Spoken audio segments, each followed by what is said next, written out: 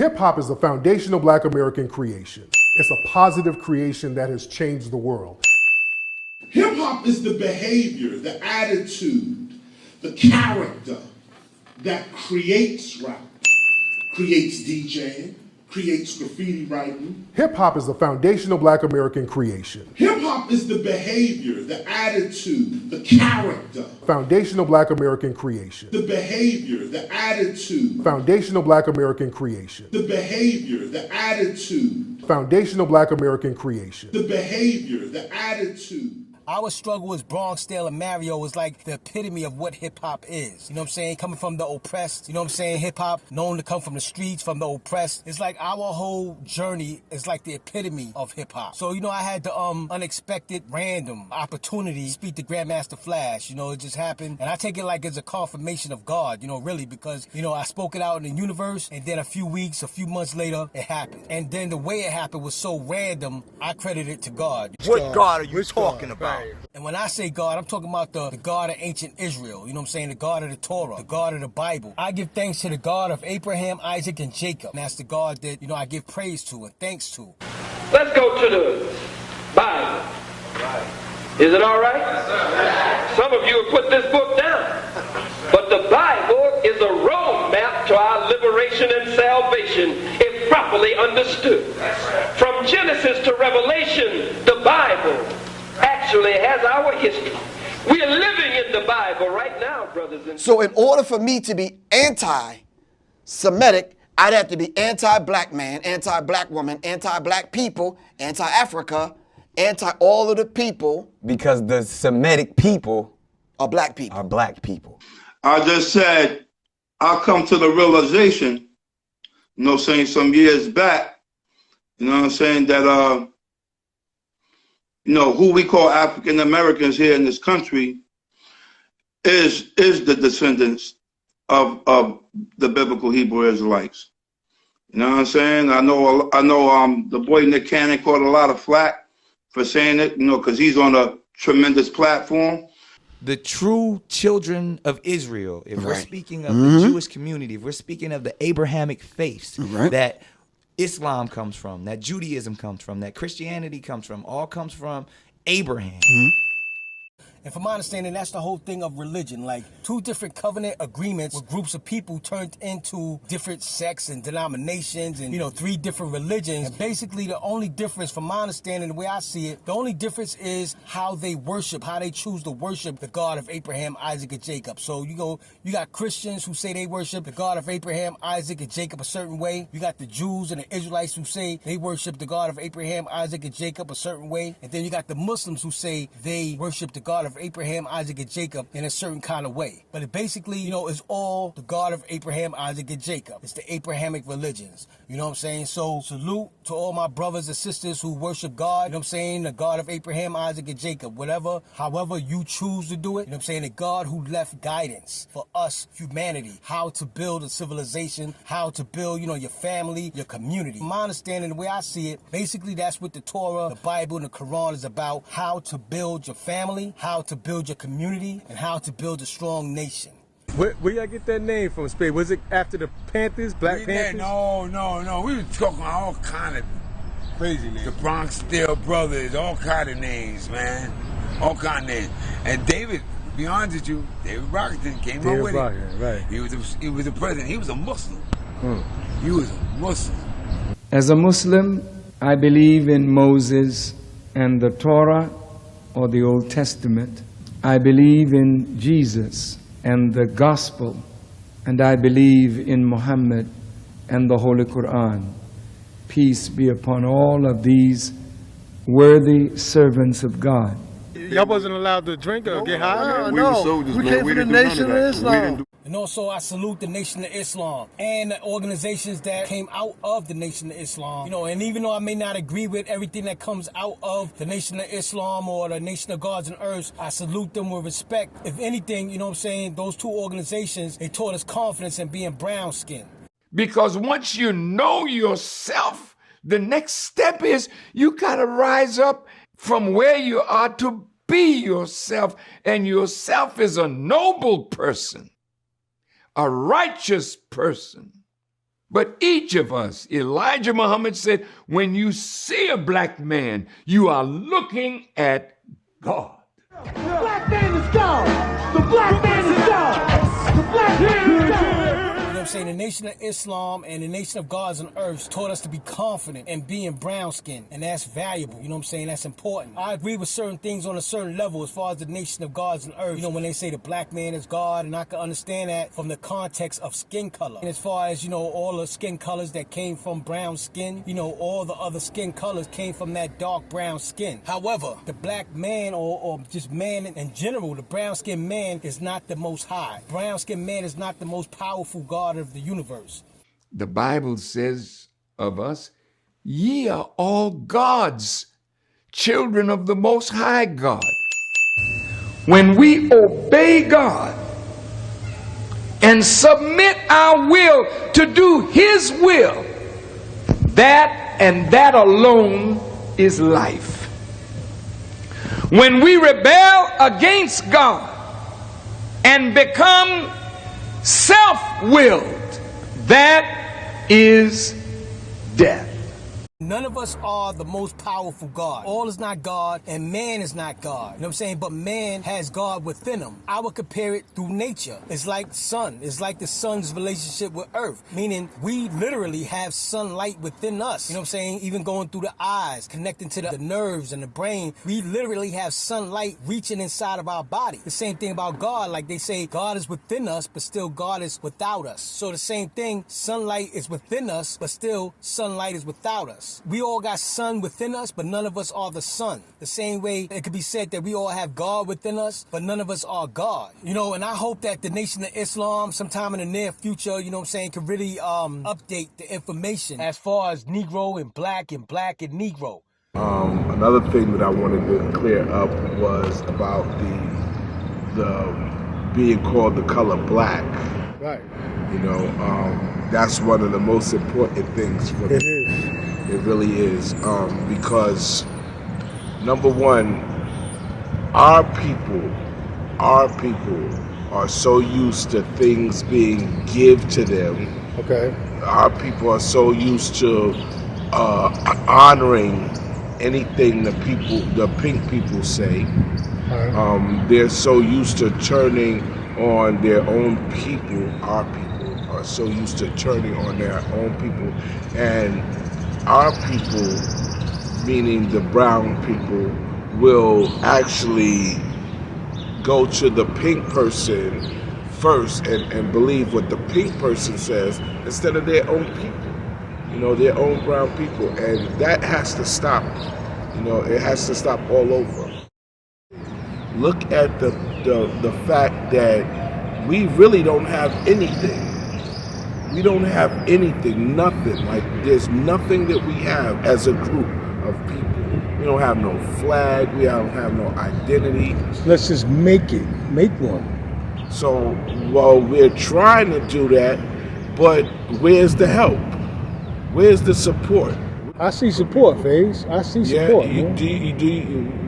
What have you seen this so far? Support. I like see what? support. Like what? Even like what?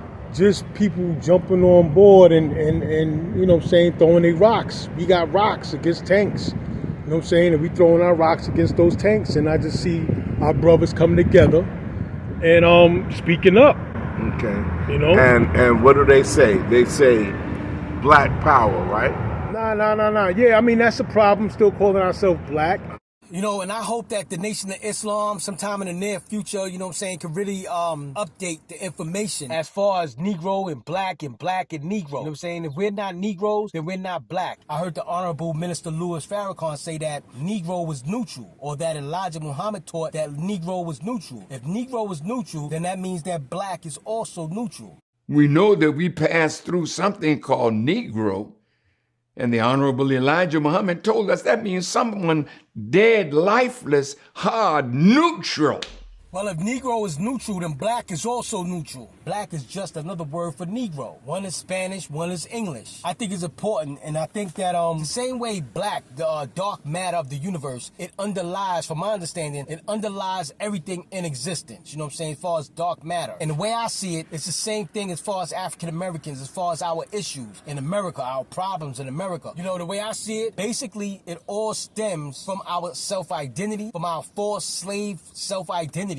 Part of the problem with my people is they ass don't know who they are, so they think they everybody.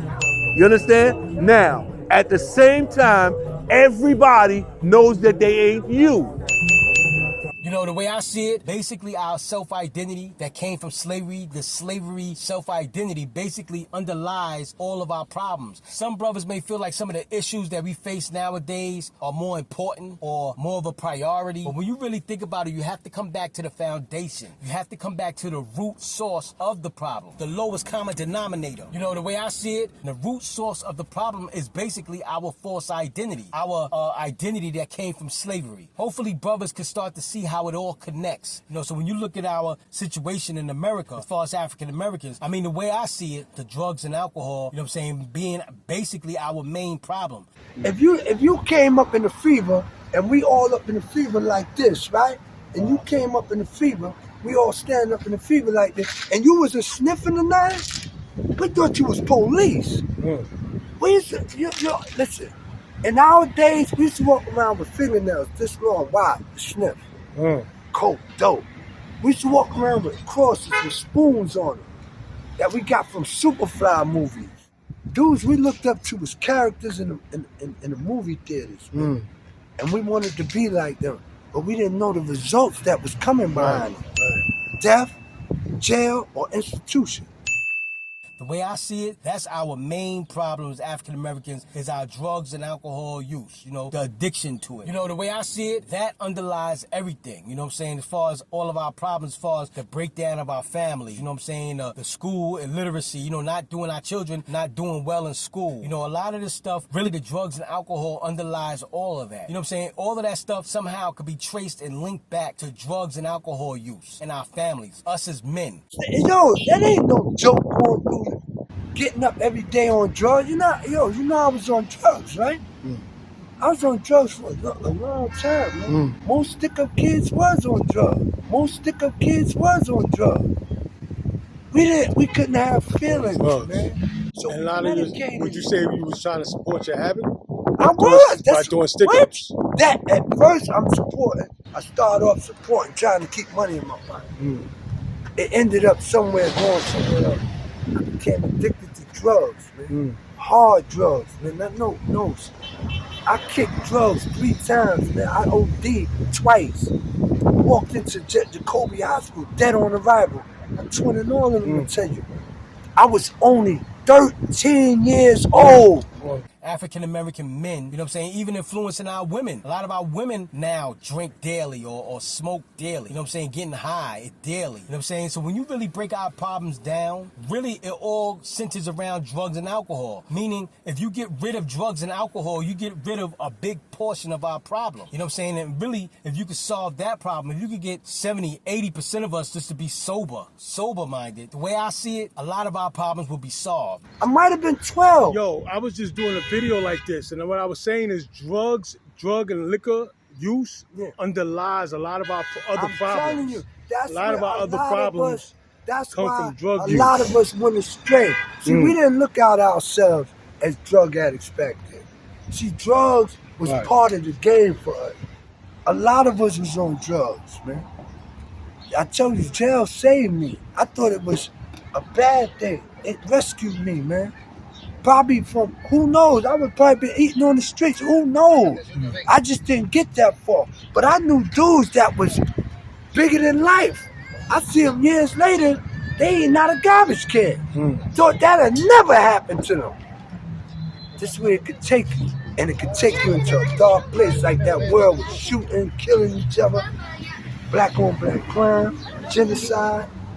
even if you want to say the young youth, the issue that we have with the young youth in different cities, you know, doing all kinds of criminal activity, you know what I'm saying? A lot of that comes back to drugs and alcohol. Because if you got a crew on the corner, if you got a crew or what you want to call a gang or whatever, if you remove the drugs and alcohol from that crew on the corner, from that gang on the corner, if you remove the drugs and alcohol, what do you have? You have a youth organization. You know what I'm saying? If you could get the youth to be sober-minded, sober, off drugs and alcohol, no addiction, if you could get the youth, the children, off of drugs and alcohol, basically you solved a whole lot of problems. Drugs and alcohol underlies basically most of our problems in America as African Americans. From the breakdown of our families, you know what I'm saying, single parent homes, to a lot of issues, all of that, a lot of it comes from drugs and alcohol. You know what I'm saying, the abuse, the addiction of it. You know what I'm saying, our relationships, our arguments. We got drugs and alcohol in our system. So what if I say, yo, if we could get the youth off of drugs, especially like what they call gateway drugs, but if we could get the youth off drugs, we'll solve a lot of our problems. I'm gonna be honest with you. A lot of things is happening got to do with drugs. Always did. Drugs is the thing that makes you go left. You're not in the right state of mind, man.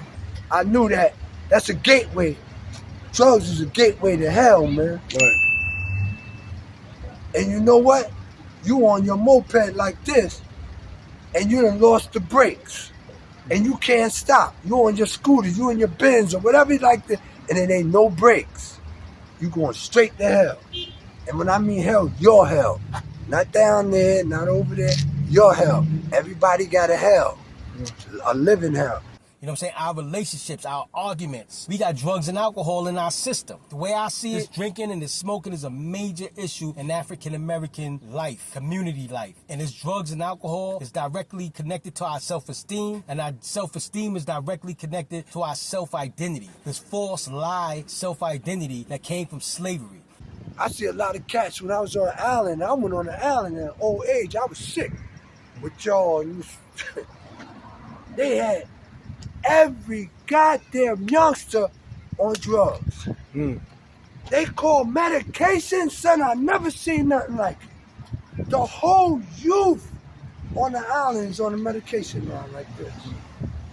Taking something. That's what they do to y'all. They need to calm y'all down. How do we help people that are addicted to the various drugs that are out there? Well, addiction is the sign of a surrendering of one's own, how do you say it, self-esteem. Self-esteem, right, right, exactly. The person who is addicted That's right. is not, is feeling that, doesn't like themselves too well, yeah, whatever it is that we need as men and women, we still have what they say was in us, the child. And that child constantly needs reinforcement. If in the beginning it was conditioned not to go to that person, to be there with somebody, to have someone to catch them at that point when they're at their emotional low, they begin to use artificial means to resurrect what is supposed to be emotionally imparted by the parent figure. All right, all of that is, I mean, you could apply that to the more sophisticated drugs, such as cocaine, marijuana, and all the rest of them, you know, acid and so forth. But the legal drug, booze, is really the worst out of all of them. Because that was, you know, when I was coming up, you had to sit at a bar and be able to drink with your buddies and hang out and show how manly you were. Matter of fact, I was with a company, a southern company, for almost 8 years. And they tested my manhood by how well I could drink, how often I could build. I used to go out for lunch with an American Express card and buy a round for everybody that was with me. I was a salesman. But you know what I'm saying? So a lot of this stuff, you know, the underlying thing of it is the drug and alcohol use. And the drug and alcohol use is directly tied into our collective self-esteem. And our self-esteem is directly tied into or directly connected to our self-identity as a group of people. You know, this black identity. Because many of our people don't know anything about being a Hebrew. We know that we pass through something called Negro, And the Honorable Elijah Muhammad told us that means someone dead, lifeless, hard, neutral. And I just hope that he expounds in the future. I hope that Minister Louis Farrakhan can expound on that reality. You know what I'm saying? Because we could fool ourselves and try to change the meaning in our mind as if black doesn't mean Negro. We could go through that, or we could deal with reality. The reality of it is that Negro means black. Black means Negro. It's the same word. The word for black is negro. Negro. Dead, lifeless, hard, neutral.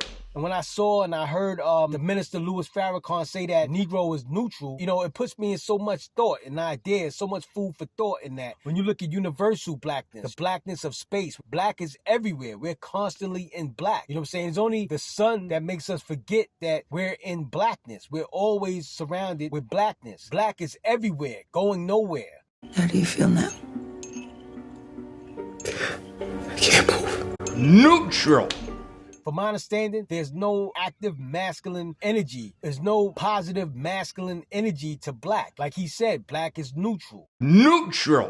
Black is everywhere, going nowhere. They say black is where all the colors come from. Yes, there may be some truth to that. However, from my understanding, we need something to spark in the black to pull the colors out. From my understanding, you need that light to spark within the black. I've heard the Minister Farrakhan say that light has to be present for things to turn and for things to spin and for things to rotate. And for me, that was so powerful what he said. You know what I'm saying? I just hope that in the future he could really expound on that. Because if that's the truth, you know, the earth spinning has to do with the light touching it. Most likely, from my understanding, that would be the white light from the sun. And I just hope that he can really expound on this. Now, this planet is constantly in motion, isn't it? What causes the planet to move? The Honorable Elijah Muhammad taught us it's the presence of light striking the earth at its equator, causing the earth to do what? Spin. This notion has been with us since childhood, that the sun is yellow. Yes. And that's not true. It's not even close to being true. Uh-oh. What color is the sun? It is white. Now, come on, man. Why you gotta do that? White. So if the sun is white and it's shining a light on the earth and is responsible for the earth spinning, then I just think that we need to really look at things and reevaluate things. You know what I'm saying? As far as calling ourselves black. If black is neutral, then why are we calling ourselves black? It's only because we was told we was black. You know what I'm saying? We was told we was black from slavery. I was told, trained to be black. That's a good nigger. It was said without thinking, painting an entire race with a single word. But it wasn't always a slur. Originally, the Latin niger just meant black. My education says that I'm a black man. This chair is the color black. Look at it. Take a look at the color. This is black. This is my education. My education says you're a black man. African American, black male. That's black. Now my intelligence. I put my hand next to the black. Wait a minute. My complexion does not match that. Wait, how did I become black then? My education. I was told, trained to be black. That's a good nigger. But when I apply my intelligence to that very statement, it crumbles. Why? Because I'm not black. I'm brown. Now, I agree with KRS-One on the subject of calling us black, our education versus our intellect. As far as KRS-One, you know, the whole thing, you know, our elders taught how KRS-One got certain things wrong about hip-hop history. I've heard KRS's thing. Right. Bullshit. It's bullshit. I mean, you know, you don't know what he's talking about. KRS is saying stuff about how, you know, he even said something about how Flash created the crossfade. Right. Not No. true. You said Flash. Yeah. And the thing went right through my mind. KRS once said he invented the crossfader. No. Bullshit. That's not true neither. No. Not true. No. Not true. D had a crossfade, a GLI crossfade back in the day. Do you know if that was like the first major jam in Bronx River? Yeah, everybody was like, why am I doing this for? It's like, it seemed like you needed a reason to come outside back in there. What are you out here for? They thought it was something special or something. You know, we had already did it in Bronxdale though. So Bronxdale already, they knew what it was, you know what I'm saying? Okay. We brought it to Bronx River. The lecture I heard KRS gave that Bambaataa was the head of the Spades and that all of the gangs joined Zulu Nation in 1974. Nah, that's not possible. No, that didn't happen. It didn't happen. It didn't happen in 1974. No, it didn't happen. Okay. I think Chaos S1, it has his timeline. It's off a little. It's off. And as far as KRS-One, our elders taught how KRS-One got a lot of things wrong or certain things wrong with hip-hop history. You know what I'm saying? So on the subject of hip-hop history, KRS-One was incorrect about certain things. But on this type of topic, something that is still pertaining to us today, is no denying the fact. My education says that I'm a black man. Our educational system and just America in general taught us that we was black people. But certain things that KRS-One says outside of hip-hop history, I actually agree with. I'm not white or red or black, I'm brown. But certain things that KRS-One says outside of hip-hop history, I actually agree with. And this is one of the things that I actually agree with as far as black being taught to us by our educational system versus our intellect that could clearly see that we're not black. But yet, we've been accepting this bold lie. It's a bold-faced lie for hundreds of years saying that we're black people. All of this stuff stems from slavery. It's just real deep as far as, how deeply ingrained is in American society, black people. Something that was meant to be derogatory, we just accept because our mothers and fathers and grandparents accepted it. Our great-grandparents accepted it. Our great ancestors, they was forced to call themselves black. So now we accept it. We accept the lie as our identity. We allow outsiders to define who we are. Africans who live in various countries in Africa don't think of themselves as black. That's an outside observation. We allow outsiders to define who we are. In our history, there may have been certain individuals, one or two individuals that may have called themselves black or identified themselves like that. But from my understanding, we as a collective body of people, we was never calling ourselves black people. From my understanding, before we was called black people, indigenous peoples of the earth, they had the freedom to identify their color with things in nature. Various things, whether it was trees, different kinds of trees, the bark of different kinds of trees, or maybe like a pecan. French vanilla, butter, pecan, chocolate deluxe. Even caramel sundaes is getting touched. Maybe like a pecan, like Wu-Tang had the song Butter Pecan Ricans. You know what I'm saying? From my understanding, that's similar to how indigenous people identified their skin color before slavery. It was much more individualistic. French vanilla, butter, pecan, chocolate deluxe. Even caramel sundaes is getting touched. We could describe our color with things in nature that personified or looked similar. So from my understanding, those of us who may have been closer to gold color, they had the freedom to say, I'm gold, I'm golden. You know what I'm saying? Those of us that was closer to like brass, like in the Bible, in the scripture, you see they described his color as burnt brass or burnt bronze. And from my understanding, that's how we described our color back before we became black people. After contact with Europeans and enslavement by Europeans and Arabs, they tried to fix us as one color. And matter of fact, to be honest, they succeeded. We can't even say they tried to fix us as one color. What they did is they fixed all of us under one color of black. Calling us black is another way to control us. The first of these was the narrowing, the specializing, and the fixing of color terms applied to human beings. I could have been any color. I could have been red. I could have been white. There's no value. But now I'm black. Yeah. And that's fixed. So before that, color was fluid. What he's talking about, when he's talking about the fixing of color terms, the narrowing of color terms, he's talking about what we see as the norm now. People being referred to black or white or red or yellow. You don't hear people being referred to as chestnut or the color of an acacia tree. But that was the situation before Muhammad died. Something happened in that period. And I mean, even if you look at my color, no one is completely black or completely white. But now we have this fixing of black, white, red, brown.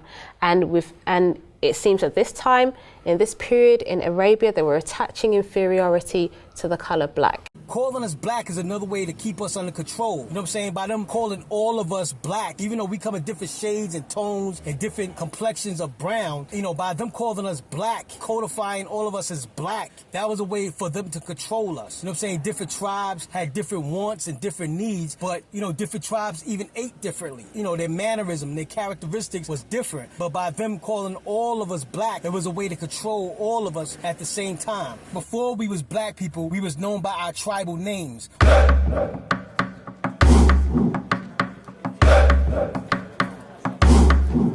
We have the Shamba people, we have the Abron people, we have the Fulani, we have the Mande.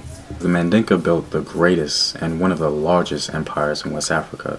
Tribes like the Lakota, the Sioux, the Comanche, while the Comanche on the other hand referred to themselves as Nermenu. So their term for themselves is the Ka-Igwa, and what we think this means is that the principal people or the first peoples. Now the Apache word for themselves is somewhat different, it's Inde, and this again, and in a common theme, means just people. Before people boarded those ships, they belonged to this ethnic group or this tribe. That's when this thing called black was born. My education says that I'm a black man.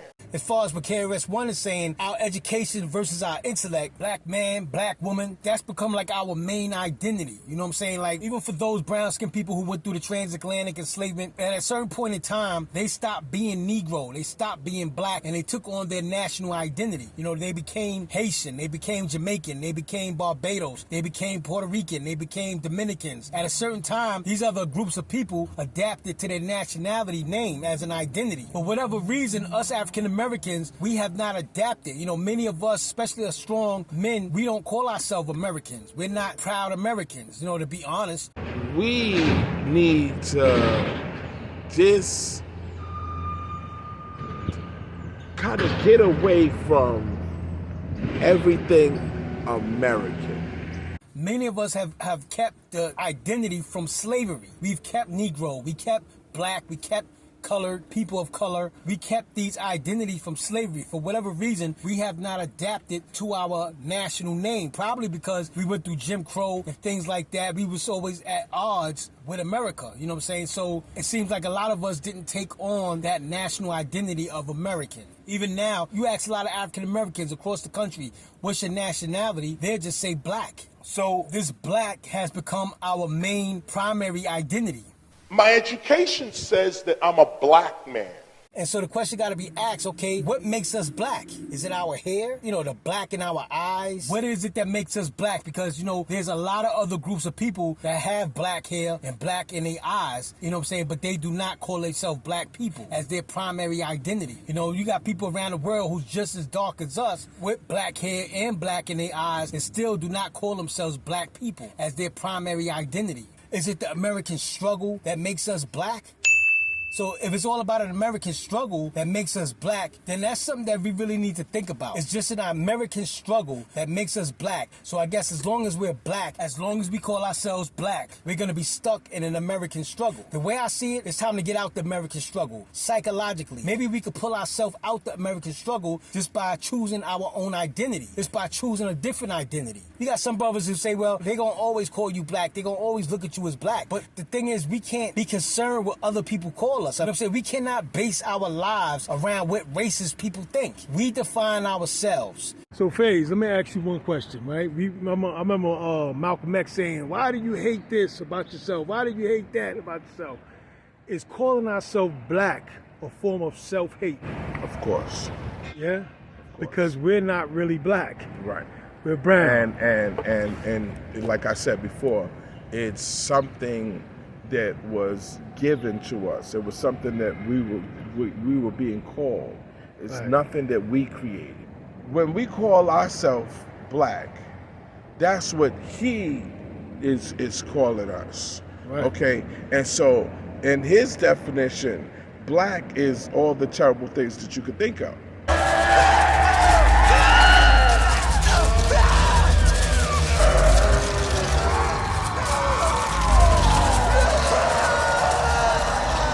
In his definition, black is all the terrible things that you could think of. So if he's calling you that, Right. he's saying that that's what you are. Right. That's a And good so point. if we call each other that, we're saying that that's what we are. You can't change his definition of it. You can't change his definition of it. And the biggest thing is we're not black. But that's the biggest thing. Because that's the illusion of what he said. Right. We're not under them. Right. They're not superior to us. We're supposed to name ourselves. Exactly.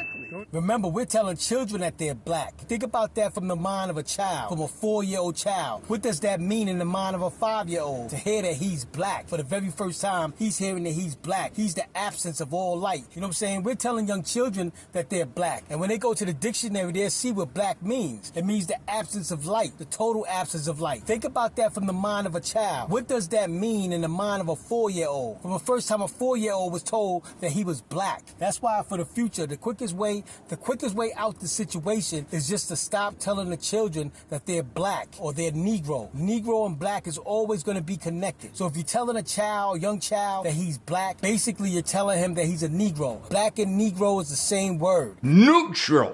It's like you're trying to pass on slavery's identity to the next generation of children. And those of you that say Black Lives Matter, I feel sorry for you. Do you really believe you have a black life? Do you want me to read to you the meaning of black? Who called you black? Shouldn't you have rejected that from the beginning? A contradiction, a bundle of contradiction. You refuse Negro and nigger, but that's what black is. So you took the English version. Show me black on the planet. It was here first. Show me black. Everybody else, they European, they Australian. They Chinese, they Japanese. Show me black on the planet. It's about time Africans said to themselves, we are not black because you're not black. What is black in your skin? How black are you really? We're not black. Race was made up. You're talking true. Race was made up. They keep laughing at you as you call yourself black. They keep laughing at you. Open any dictionary, find out the meaning of black. Black means the absence of color. The light is a part of your very being. Absence of color. Absence of good. Absence of light. Absence of direction. That's the meaning of black. The light is a part of your very being. You know what I'm saying? We are not black. Most of us are closer to gold than black. Most of us are closer to bronze or burnt gold, burnt bronze than black. I think a lot of times our brothers just don't realize just how black is. Black is a total absence of light. Black is when you hold your hand in front of your face but still can't see it. That's black. We're calling ourselves the opposite of light. You know what I'm saying? We're calling ourselves the opposite of what we really are. Pure black, as far as the whole state of being of black, universal blackness. Pure black is good for deep meditation, prayer, and sleep. You're becoming so sleepy. So incredibly sleepy right now. Wake up! Get your ass up! Pure black is good for meditation, prayer, and sleep. You know what I'm saying? From my understanding, black is for the subconscious mind. You know what I'm saying? From my understanding, black is for the subconscious. From my understanding, black may be even a gateway to the subatomic world. We talking about living life consciously in the conscious world. You know what I'm saying? Run around with your children, run around with your woman, your children, and having fun like that. I don't think black is a good description for a group of people as lively as we are. And bigger than all that, you know, if we're going to be honest, we would have to admit that black identity has not worked for us. 4, you want to go to sleep for me? 3, and you begin to drift away. And wake up! Get your ass up! My education says that I'm a black man. As far as what KRS-One was saying, as far as our education and intellect, I could see that. I could see it very clearly. I've heard it said that there's a hypnotic spell casted on indigenous people. As far as us in America, I could definitely see how it's true as far as the term of black. You know, us being called black and us accepting the identity of black. And it just seems like whenever you say the word black, it just seems like... Sink into the floor. Wait. Sink.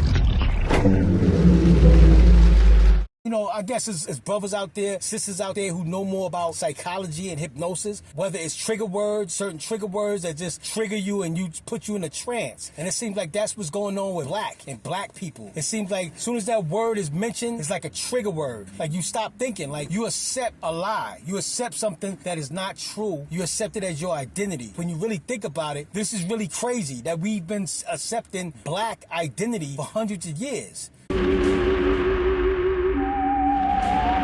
Now, I'm a hypnotist, but not the kind you may have been thinking about. I'm not the kind that makes people turn them into clucking chickens. If we can tap into the deeper mind, we call it the unconscious mind, we can be better, greater than we are, more successful in everything we want to do. Okay, now, Dark Shark. Let me have your arm. Just let your arm go. Just loosen, limp, and relax. That's it. Look at me, look at me, look at me, right hand. Loosen it up. Don't make me confess no unsolved crimes now. You're not gonna. Loosen up your arm. Loosen up your arm. Just let it go. No, just follow my fingers. Look down, look down, look down, look down, look down, look down. Sleep. That's it. Let it go. Let it go. So in a moment, when I count to 3, Dark Shark, NASA is planning on going to Mars. And we've got you here, our first Martian, when I count to 3. 1, 2, 3. Just sit up, open your eyes. Hey there. Our first Martian. What's your first impression of the planet Earth here? So the whole thing about a hypnotic spell, I could definitely see how, you know what I'm saying, us foundational Americans was rocked to sleep with this black identity. Black is the total absence of light. And maybe people don't realize how black is. A lot of us live in these big cities. We live in cities where it really doesn't get black, it gets dark. And there's a difference between dark and shadow and black. And you rarely ever see pure black, if ever. Most of us probably never experience pure black. You know what I'm saying? The total absence of light. You, at your core, are light. The total absence of light is not the nighttime in the big city, you know, because a lot of times the street lights and lights from buildings and lights from people's homes and, you know, houses. And so we don't really experience what pure black is. Anywhere on top of this planet Earth, you'll probably never really experience pure black. You know, whether it's the stars in the sky, even the stars in the sky give off a light with the moonlight. So on Earth, it's very rare that we experience pure black. In order to experience pure black nowadays, you probably got to go inside the Earth, you know, some cave inside the Earth, some remote cave inside the Earth where there's no sunlight, never saw sunlight. That's probably the only way you'll see pure black. Pure black is the total absence of light. The light is a part of your very being. You, at your core, are light.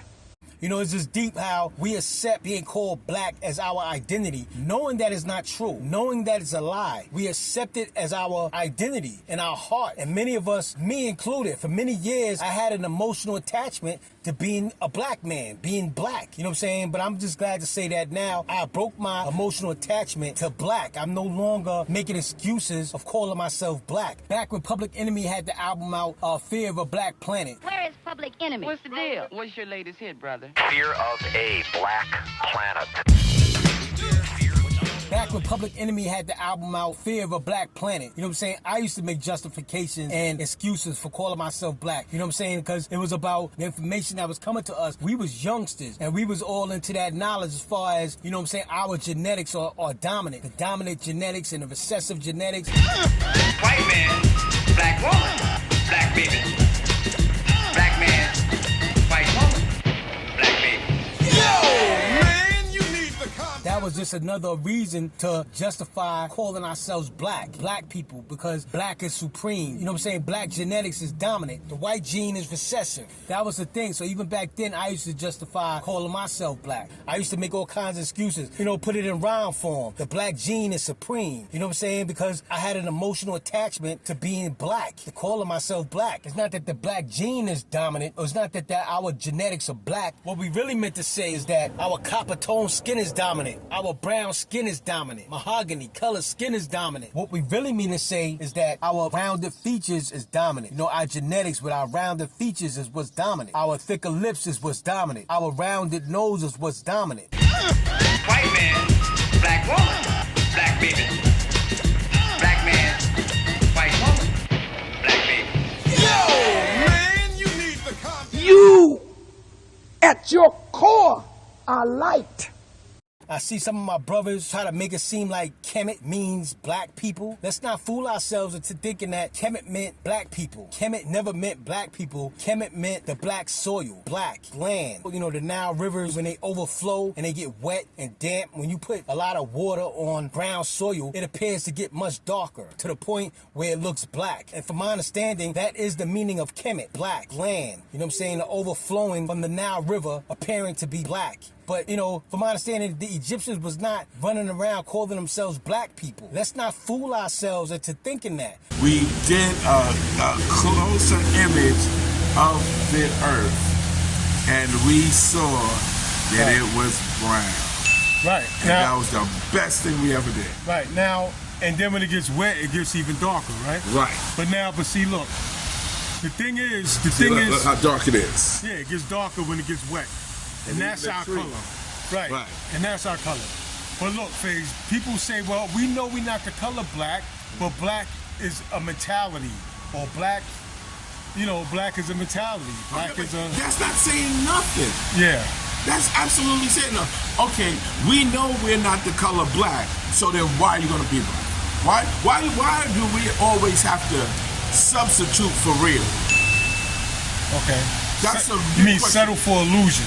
Settle for illusion, right. Substitute for real. Right.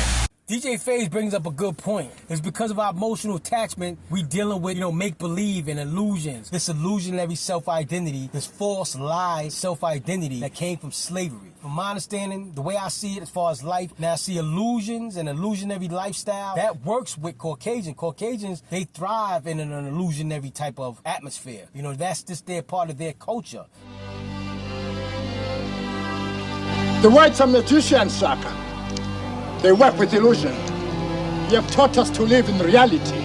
The way I see it, from my experiences, what I've seen Caucasian work well. They work well in illusion. To me, the way I see it, that's just their culture. They deal with Santa Claus and tooth fairies and, you know, Easter bunnies, Easter rabbits. And I'm not trying to say that they're evil. I'm not trying to say that they're the devil. I'm not trying to say any of that. I'm just saying Caucasians and pink-skinned people, they work well in illusions.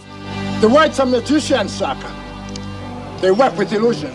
I think for us African Americans, or just brown-skinned people in general, brown-skinned people worldwide, as a collective body of people, as far as melanated people, brown-skinned people, the way I see it, brown-skinned people do not work well in illusion. Our way, our natural culture is not illusion. It's just polarity. You know, it's just polarity of nature. Not saying that one is good or evil or any of that. It's just saying it's the polarity of nature. You know, certain things are polarity. Certain things are opposites.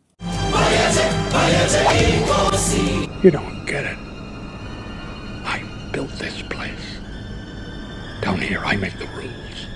Down here, I make the threats.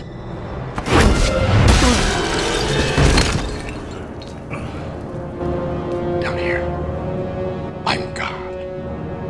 And it's amazing that, you know, when you step out that matrix, when you step out that black Negro matrix and you look back at it, you realize just how ingrained it really is in a people's mind. And we've become emotionally attached. It seems like a lot of our people, me included, in the past, I was emotionally attached to being black. You know what I'm saying? This emotional attachment we got for calling ourselves black or trying to be black. You know what I'm saying? I would compare it with Florida Evans from the Good Times. Mama, couldn't we at least let black Jesus hang alongside? Forget it. The only Jesus I know is him, and the one thing he don't need is a partner.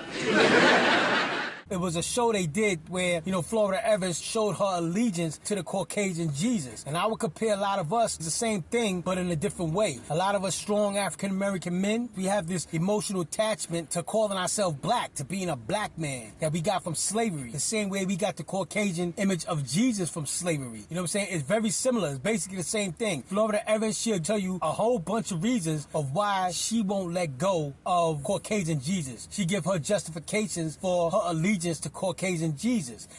This picture has been in my family for as long as I can remember. When I was a baby, I don't know what I saw first. My mama, my papa, or this Jesus. Now, he's the one I know and love, so let's close the subject. Same thing with us. A lot of African Americans, we'll tell you, we'll try to justify being black. You know, we'll say, well, all the colors come from black. So that's why I call myself a black man. You know, we'll say a whole lot of things of why we call ourselves black. You know, we justify these things. And it's the same thing. Florida Evans didn't want to let go of something that came from slavery. And many of us don't want to let go of black identity that came from slavery. It's basically the same thing. You know what I'm saying? It's our emotional attachments, even going back to the 1960s. You know, God bless our ancestors. God rest their souls. You know what I'm saying? They fought, you know what I'm saying, the best way they knew how.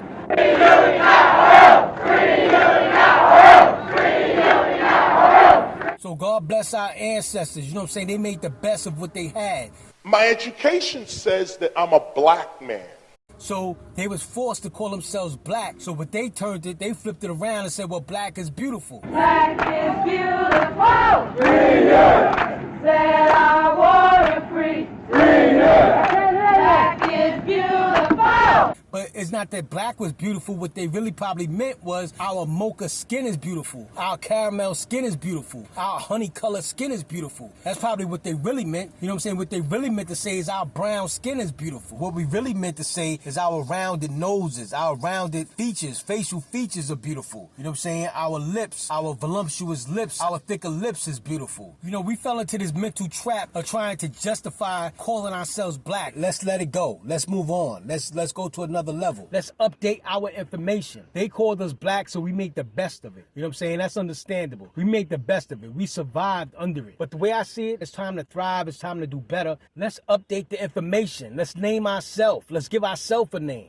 We never had a conference where we convened, where we established our name as a people here. I've never heard anyone say this, but you said there's like 5 phases that black people have gone through. And the way you've been known yourself. The first one is colored. The second one is Negro. The third one is black. The fourth one is African American. And the fifth one is people of color. You're absolutely right. And that's you know, people don't think about that, but every 10 or 20 years, we're called something else. I agree with the elder. For those who don't know, this is Earl Young, great Philadelphia drummer. From my understanding, Earl Young is one of our greats. From my understanding, Earl Young is the one that did the 4 on the floor, the drum beat, the cadence that became the template for disco music. But when he did it, he was a rhythm and blues drummer, soul drummer, classic soul. They took his template, what he was doing, and they made disco out of it a few years later. Many of our elders, some of our elders are still alive. You know, some of our elders like Earl Young is still alive. You know, they went through all of our phases, all of our identity phases. They went through the colored phase. They went through the Negro phase. They went through the black phase. They went through the African American phase. Some of our elders, like Earl Young, went through all of our phases. You know, and it's like it's so deep how like we going from Negro to colored to black, but they all basically mean the same thing because we're still in this matrix. The only one that's slightly different is African American, but Negro, colored, black, people of color is all the basic same thing. Is an identity that somebody gave us. You know what I'm saying? Is allowing other people to define us. The first one is colored. The second one is Negro. The third one is black. The fourth one is African American. And the fifth one is people of color. And I just hope that we can really start thinking about this. Like, why will we let other people, racist people, define who we are? The pink people gave you that black. So all you do, what is he talking about? I'm black. I'm black. Yeah. The pink people. And I'm saying for you, that's a big thing for you because you're a dark-skinned brother. And for you to say that you're not black is big. But like I say, FaZe, a lot of our teachers throughout history, great teachers we had, didn't emphasize that. So that's why brothers from Bronxdale Project, everything that we are, they gave to us. They said we're American. They gave it to us. They said we're black. They gave it to us. You know, we have to declare who we are. Right. If you realize, number one, who you are and identify of who you are and identify of what the pink people call you and identify what the pink people have in store for you, maybe you'll wake up, come together like we said, right, and be sovereign and get our own land. Right. Well, I think we need our own land first. I mean, because I think having your own land brings solidarity. Right. what Earl Young said made so much sense to me. Like, you know, we've been making all these changes, but basically all the meanings of our identity basically means the same. Basically came from slavery. You know what I'm saying? As far as Negro, nigger, black, colored, people of color. So basically they're all the same. And we cannot base our lives around what other people think. Originally, the Latin Niger just meant black. And because it was black, so we just jumping from Negro to color to nigger to black. We just jumping and we justifying it as we go. You know, black is dominant, black is great because black got all the colors come out of black. You know, we trying to justify it. And like young Blackjack said, we just got a way of putting flavor on things and that's what happened with burning. You know what I mean? We put flavor on it. And like young Blackjack said, we put flavor on things. So when we went through these different identities, we put flavor on these identities. You know what I'm saying? We put flavor on calling ourselves nigga. Die, nigga. We are going and die, nigga. You've been dying for 400 years. I'm a motherfucking nigga. We put flavor on calling ourselves nigga. We put flavor on calling ourselves black. So move on, black man, move on. We gotta move on, black man, move on. Move on, black man. We put flavor on it. Yet and still, no matter how much flavor we put on these identities, they still go back to slavery. There comes a time when, you know, we should get out of these slavery identities. How about we once and for all get out of the slavery matrix? You know what I'm saying? The slavery, psychological slavery. I hear brothers say psychological slavery, but I don't think that brothers fully understand what that means. The Bible has to be decoded. It has to be. We got to break the chains of psychological slavery. But I don't think that brothers fully understand what that means. Calling yourself black is part of psychological slavery. How about we once and for all get out this slavery matrix, this slavery identity matrix? He's going into arrest. Lock, I got him. Now, Tanks, now.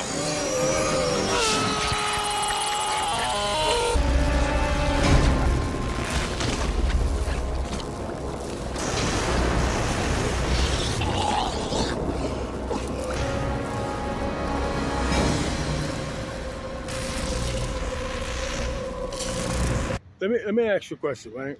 As far as our people, right? Streets, our people, calling ourselves black. What do you think about that?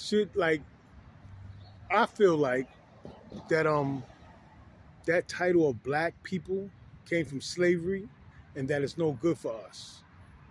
What do you think about that? Should we get rid of that title of black people what do you think about that? Well, I believe without culture, right, we'd start learning to accept it because we wasn't going to try to change it.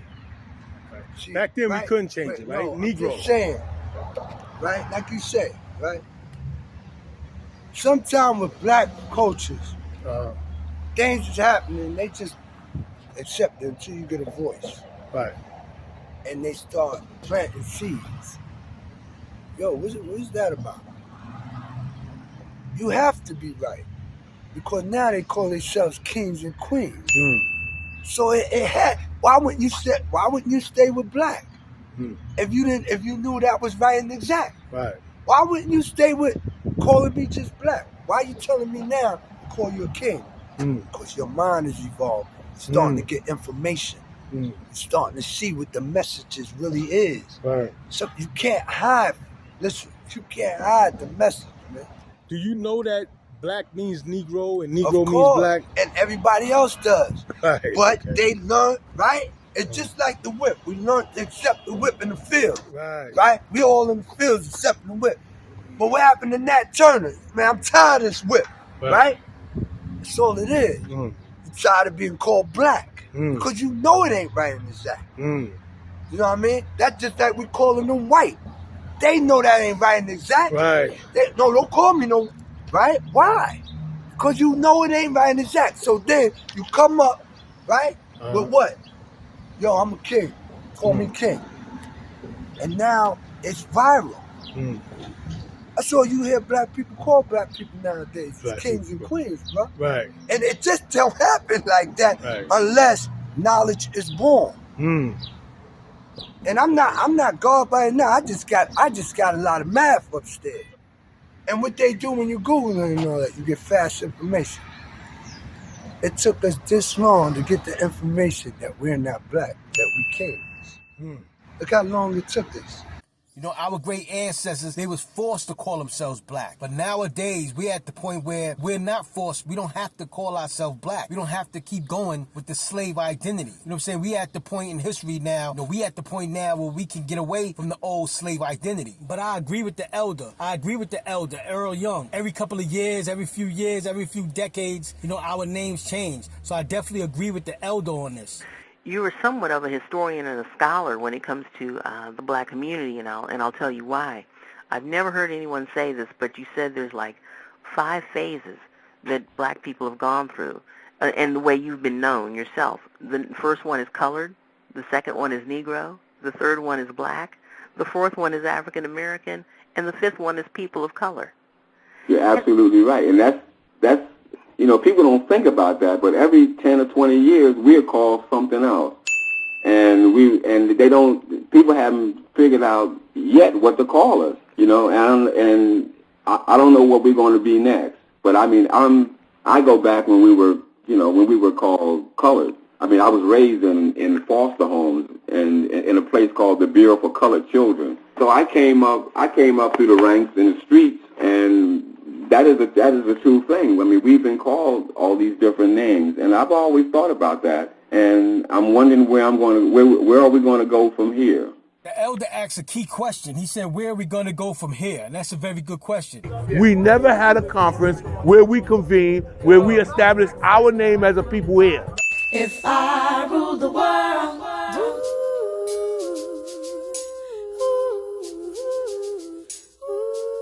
you know, if I ruled the world, you know, I would be able to gather all our people up in these stadiums or wherever venue. I would want to gather up all my people up in one area and have a vote on it. You know what I'm saying? We live in a democracy. Let's have a vote on it. My vote is that we break out this black Negro neutral matrix. My vote is that we once and for all name ourselves, give ourselves an identity. You know what I'm saying? As far as this black Negro matrix, let's break out this black Negro neutral paradigm. You know what I'm saying? Let's break out of it. You know what I'm saying? Let's move to another level. You know what I'm saying? Let's update the information. You know what I'm saying? It's up to us to declare who we are and demand that the world identify us based on who we say we are. Why are we calling ourselves the absence of light if we have light within us? And I just hope that Farrakhan and the Nation of Islam updates our information and let's break out this psychological slavery. We didn't name ourselves Newt a Negro.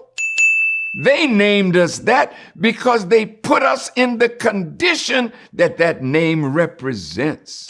You know, if we're going to be honest, we would have to admit that black identity has not worked for us. You know what I'm saying? And we don't realize how black is or how dark black is. Black is a total absence of light. And I've heard Farrakhan teach how the essence of the human being, the essence of us is light. So if the essence of us is light, and most likely, from my understanding, it would be that pure white light from the sun. So if our essence is white, like the semen, like the sperm, you know, if our essence is white light, let's update our information. Let's move to another level.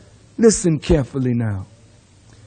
That sperm, when it meets the egg and the first cell of life takes place, the Honorable Elijah Muhammad said it begins to turn in the darkness. Anytime an object starts turning, light is present. Anytime an object starts turning, light is present. Where's the light coming from? The light is a part of your very being. The light is a part of your very being. You, at your core, are light. Oh, brothers and sisters. That's why I'm reiterating. Oh, okay. There you go. It's not That's fuck 'em. good. Okay. Okay. That's Just tell them once, tell them twice, and move on. Like, okay, you and I is on the level of pink people, brown people, right? No such thing as white people now, and all black people, right? And by the way, we're not black. How about that? We're not black. We black. Show me black on the planet. Brown is like Earth standard. Most of the people on this planet are some form of brown. We don't need to bash people or whatever people. If they don't get it, fine. You know what? In the future, our children will get it. Eventually, we're going to have to break out the illusion. Right. Our great-grandchildren, eventually, they're going to stop calling themselves black. Eventually, it has to happen. Because it's not reality. Right. It's rooted in slavery. Right. So eventually it has to happen. So I'm not going to get all excited and crazy about it. This is the last thing I'm going to say, though, about like what you said, going back. But watch all those people that we told that they created that. That they the one that, you know what I'm saying? No, but this is on video. Okay. See, and that's what I'm saying. In the future generations, hopefully the future will have these videos. Right. Okay. And you and I is one of the few who really stress the topic of stop calling yourself black. Right. And it's so strange that you say that. You know, like before me and you was really doing the videos and everything, this whole subject about hip hop and this whole subject about uniting our people and the black and the white, they were here, but not as much as it is. So I have to commend you and our videos on the success that we've had thus far. Okay. I must commend us. The light is a part of your very being. The light is a part of your very being. You, at your core, are light. You, at your core, are light. Oh, brothers and sisters. So as you and I begin to rotate, we begin to form into a clot. That would be definitely food for thought for the brothers to realize that if our essence is light, then where is that light coming from? Read all of the science books. You know what I'm saying? Let's read all of the science books. Let's deal with our own eye. You know what I'm saying? Our own eye will show us on a clear day that the sun is white, and that's why the clouds appear to be white. And you ever thought about it? Why are clouds white? Sky is blue, sun is yellow, but clouds are white. Now, check this out. So the sun emits all of the colors in the visible spectrum. Now, when you combine all of those colors, you get white. So let's start with the light first, right? So the sun emitting white light, if you will. Now the clouds, they are made up of tiny round water droplets, very, very, very small water droplets. Now when that sunlight, that white sunlight, passes through those tiny droplets, they are scattered in all directions. So let's shrink that back down there into the cloud. So when you get sunlight, remember all the colors of the visible spectrum, which is white, they hit the water droplets in the cloud and they're scattered in all directions, and that's why clouds are white. What color is the sun? It is white. Now, come on, man. Why you gotta do that? White. Oh, and I hope that the Nation of Islam, sometime in the near future, you know what I'm saying, can really update the information, you know what I'm saying, that they made famous back in the 50s and 60s and 70s. The Honorable Elijah Muhammad teaches us that the white man is a devil. I understand because of the immense oppression that we felt from these Caucasian Americans. You know, our leaders in the Nation of Islam said the white man is the devil. And he deploys the hoses and the dogs, and that is the turning point. It's awful to see an adult hosed down or attacked by a dog or beaten with a baton. Because of their immense persecution on our people, it seems like a lot of us was turned off by white. You know, like we rebel against white because Caucasians aligned themselves with white. It's the ultimate trickery. It's a mental trap to be against white because Caucasians associated themselves with white. I found that out, Bunny. You've got to keep the white and the black separate. What does that mean in the thinking of a 4-year-old, in the thinking of a 5-year-old, when you try to teach him that the white man this or the white man that, and then he goes to school and he learns that the sun is white. He walks outside and he sees the clouds are white. You know, in the wintertime, he sees white snow falling from the sky. In the sky, we know a lot of people still associate with heaven. You know what I'm saying? So we see white falling from heaven. We see the white clouds moving majestically in the sky. The actual, factual, natural color of the sun is white. Elijah Muhammad does not say that some white men are devils. He teaches us that all white men are devils. But yes, the white man is the devil. I grew up being raised that the white man is the devil. What color is the sun? It is white. These things are outdated. Just try to say that the white man is the devil. You know what I'm saying? Now, if we want to say European Americans, if they've done devilishment around the world, then why should we associate that with white? Them doing devilishment around the world has nothing to do with white. The color white, but that's part of the matrix. That's part of the mind trap to have us turn against the color of our own essence. Our essence is semen, sperm, and that's white and whitish. You know what I'm saying? The sun, the clouds, you know what I'm saying? These are very important parts of nature. These are very important parts of ourselves. You know what I'm saying? So to continue with this old paradigm about white man this, white people this, or the white man is the devil, I just see where all of this stuff needs to be updated. Because I never saw a white man. I've never saw a white woman or a white baby. I've never saw a white person. The pink people.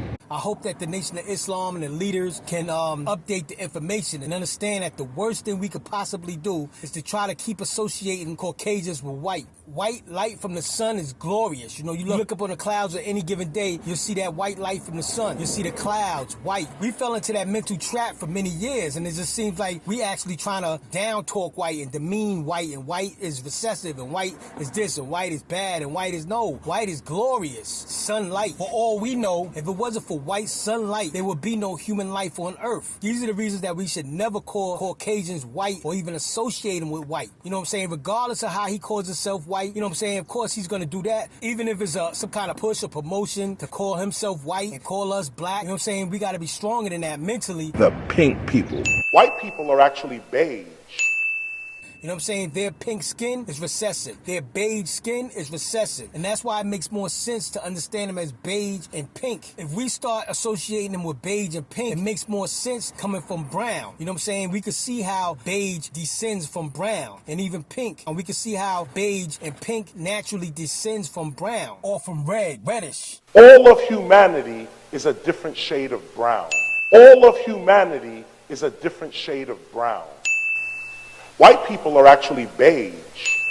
We can see how beige and pink naturally descends from brown or red, reddish. You know what I'm saying? But from my understanding, white may be the absolute other that's sparked in darkness. You know what I'm saying? This is one of the things that I'm going to do more study on. White might be that light, that frequency that's sparked in black and triple stage blackness. That's why it's important to not identify Caucasians as white. They're beige and they're pink. And we can naturally see how beige and pink descends from brown or from red, blood. And that's the most accurate way to call it. That's the most accurate way to describe it. And I just hope that the Nation of Islam, the leaders of the Nation of Islam in the near future, updates the information. We got into the mind trap of trying to denounce white. You know what I'm saying? We want to look at white as weak and white is inferior or white is recessive. White light from the sun is for human life. White is consciousness. The consciousness in us is white. You know what I'm saying? You look at the essence of the human being from the sperm to the mother's milk. You know what I'm saying? White is the essence of the human being. And I just hope that, you know what I'm saying, in the future we can reiterate and really update the information. Because I never saw a white man. I've never saw a white woman or a white baby.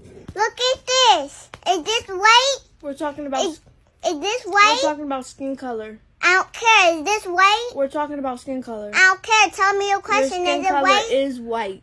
No, it's not. This is not white. That white. That's an object. We're talking about skin color. This is the same color. You're white. This is the option. So what you think you are? You think what color are you? I'm peach. Bro. Stupid. Don't call me. Brody. What? What color skin? What color is your skin? Peach. Peach? Yeah. Yeah, it's not white, right? It's kind of more like a peach. Yeah. And what color is your best friend at school, Vinicius? What color is his skin? Brown. Yeah. What color is Sister Joyce's skin? Brown. Yeah. Caucasians, if they want to call themselves peach, then that's great. They're peach, they're pink, they're beige, period. And all of that descends from brown. The black man is gone! The black man is gone! The black man is gone! So, you know, on another level, as far as, you know what I'm saying, brown-skinned people being in the image of God, in the likeness of God, when you go back to Genesis, read the book of Genesis, Jehovah, God, the Most High, the most powerful God, He gave us this planet to rule. When you read the scripture, that's what the scripture actually says. We are put here to rule over this earth. And not only the earth, if you read the scripture, Jehovah, God, the Most High, the most powerful God, gave man the rulership over the birds, the bees, the flowers, the trees, everything on it, all the living creatures. Each one of you in this audience have powers that you wouldn't believe that you have. From my understanding, according to the scripture, all the creatures are here for us to rule over. So in that sense, we are like miniature, microscopic gods. We are microscopic miniature images of God. And if we want to go deeper, the question becomes, where does it stop? Does it stop with just the creatures or the birds, the bees? I mean, does it extend also to the hurricanes, the tornadoes? Are we supposed to be ruling over those? Naturally, not with gadgets and computers. You know what I'm saying? Because to me, from my understanding, according to the scripture, man was put here to have dominion over the whole earth, subdue the whole earth. Look up the word subdue, the definition of subdue. From my understanding, it means to overcome, to use exertion and bring under control. You know what I'm saying? From my understanding, subdue can mean like to conquer something by physical exertion, to exert your power over. Some Bibles use the word dominion, but when you look up the word dominion, it means sovereignty, sovereignty over. So the black man is God. The black man is God. See, by Caucasians or whoever, whatever groups of people calling us black people, that may be also on another level, that may be a way of removing us as rulers of this earth. If they could remove the brown man from his identity, you know what I'm saying? Because think about it. The earth is brown. Earth's soil is brown. And maybe it was a grand design to make the original man brown like the earth, you know, to match the earth. The man that was appointed to rule over the earth matches the earth. Maybe that was the grand design. See my skin? Right. Shades of brown. That's what we are. Shades of brown. Tints of brown, shades of brown, however you want to word it. And where's this from? The earth. This is from God. Maybe that was the grand design, that the man that was chosen to rule over the earth actually matches the earth. The earth belongs to us. We belong to the earth. Our skin color matches the earth. But by them calling us black and we accepting the title of black, now that moves us from the rulership of the earth to what? The rulership of space, outer space. And meanwhile, they take over the rulership of the earth with their technology and everything like that. We will drill, baby, drill. Drill, baby, drill. You know what I'm saying? So there might be even a deeper meaning to this. It might be even a deeper meaning to this, why we should go back to our true identity as being brown man matching the brown earth. What color is that? Brown. What color is that? Brown.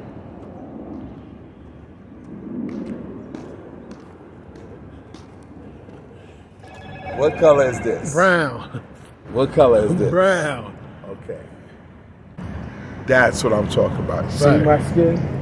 You know what I'm saying? If man was put here to rule the earth, then that all makes sense because our color is compatible and matches the earth. And so imagine that if we are in some way able to control these hurricanes and tornadoes, or at least direct them, I wouldn't doubt if there is a way to control it. You know what I'm saying? According to the scripture, we was put here to rule this planet earth and do it and be able to control nature naturally, not with gadgets and computers. I'm talking about naturally control. I would think our emotions, through our emotions, inner emotions, how strong is the human being's emotion? Or through our collective spoken word, how strong is our collective spoken word? And we speak on certain rhythms or tones all together, hundreds of us, thousands of us, how strong would that be?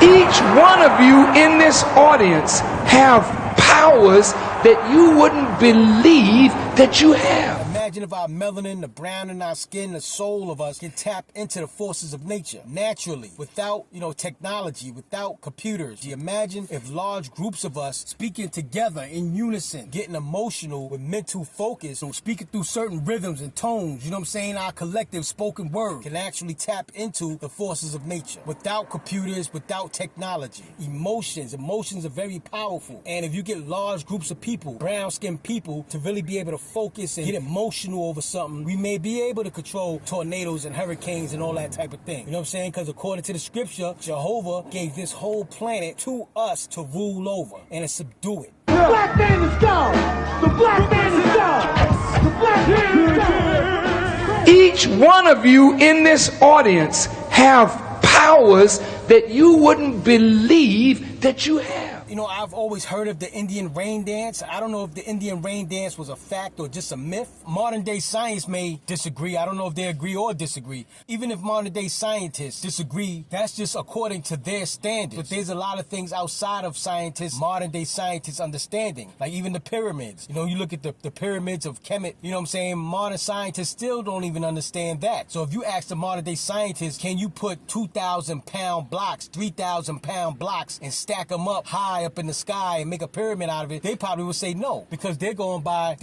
their modern day standards. From my understanding, modern day scientists don't even understand how the pyramids was even built. You know, of course they have theories. Well, that's what I want to ask you, because the other day I was watching this thing about pyramids, and people truly believe that the technology to build pyramids wasn't of this earth, because at the time the pyramids were being made. So it was Europeans coming to Africa, seeing an amazing civilization that they could not imagine an African build, and they must then invoke some other cause that enabled them to build it.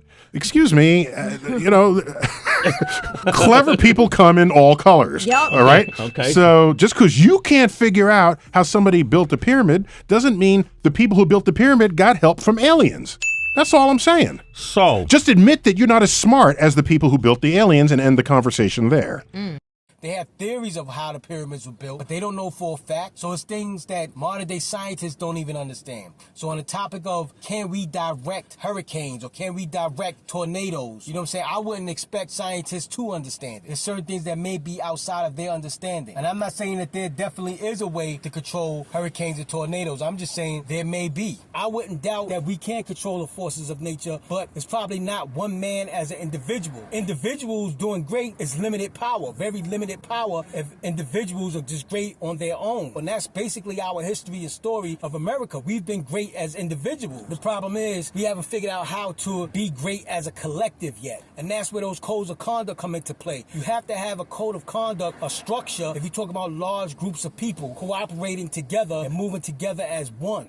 Right. Once you have no structure, it's anarchy and chaos. Exactly that. That's anywhere. That's everywhere. Anywhere, everywhere around the world. If you don't have a rule. In order to keep unity and be successful at it, we're going to need a code of conduct, a structure, a moral code that when you get these hundreds of brown-skinned people together, you know what I'm saying, we conduct ourselves in a certain way. Now, from my understanding, there was hundreds of commandments, what they call commandments in the Bible, in the Torah, in the scripture. Now, most people just think there was only 10, but from my understanding, it was hundreds. The do's and the don'ts. About like that, they have those in the commandments, you know, and the commandments are what are basic human rights and wrongs. The Bible is a roadmap to our liberation and salvation. The Bible is a roadmap to our liberation and salvation. Now, from my understanding, there are hundreds of commandments in the Bible, but on the screen, I just got a small few. But from my understanding, in the Torah, there's hundreds of do's and don'ts. Some of them, you know, we can't do. You know what I'm saying? From my understanding, some of them really we can't do. A few of them, or some of them have to do with the temple. You know what I'm saying? Or some of them have to do with, you know, landowners, if you own land. You know what I'm saying? Or some of them have to do with servitude, indentured servitude, like if you had someone who they called a slave, a servant. So some of them may not be usable nowadays and, you know, in today's society. But still, there are quite a few that is very doable. The commands given in the Torah are specified to whom they pertain. A large portion of the laws are for the priest, some just for men, some for women, some for animals or the owners of animals, etc. To give a visual perspective of the 613 laws, this is a pie graph illustrating the application of the commands and to whom they pertain. As you can see, according to the chart, approximately 30% of the laws are specifically for the Kohanim, the priest. After that, there's another almost 30% divided into percentages for the men, women, Kohen HaGadol, judges, sovereigns, servants, etc. And the remaining 41% actually apply to everyone who considers themselves part of Yasharel, regardless of position or condition. There's a lot of these codes of conduct that still pertains to today's society, everyday life. It's still doable. They're still, relevant. You know what I'm saying? It's still valid. And from what I see, a lot of times our brothers, we get stuck and we get lost trying to debate the origin of the commandments or the origin of the things in the Bible. We're trying to debate things that you could never really prove anyway. You can never really prove where this ancient stuff really originates at. You talking about thousands and thousands of years old. In hip-hop, we're having an issue with getting hip-hop history straight. Hip-hop is not even 60 years old, and we're having an issue with straightening out certain things in hip-hop history. So how are we going to know what happened thousands and thousands of years ago with any kind of certainty? And another person on that same flyer that says, I didn't even know him that year. How am I on this flyer? This flyer is fake. So there's doctored flyers to make up the history of hip hop? I'm going to say it right now. Fuck yeah. Wow. Yeah, there is. And we're having an issue with straightening out certain things in hip-hop history. So how are we going to know what happened thousands and thousands of years ago with any kind of certainty? The reality, the truth is you'll never know. You know what I'm saying? The point is the commandments, they work. The things in the scripture, they work. You know what I'm saying? We're not talking about the stories, the symbolic stories, or we're not even talking about revelations, all the allegories and symbolism. And we're not talking about that. We're talking about codes of conduct. It's all about the codes of conduct. From my understanding, the symbolic stories of the Bible are there to drive home the point of practicing the codes of conduct. Everything that's supposed to happen in Revelations, the punishments, the judgments, all of that happens because you're not practicing the codes of conduct. So how about we just practice the codes of conduct and find the ones that we all can agree on?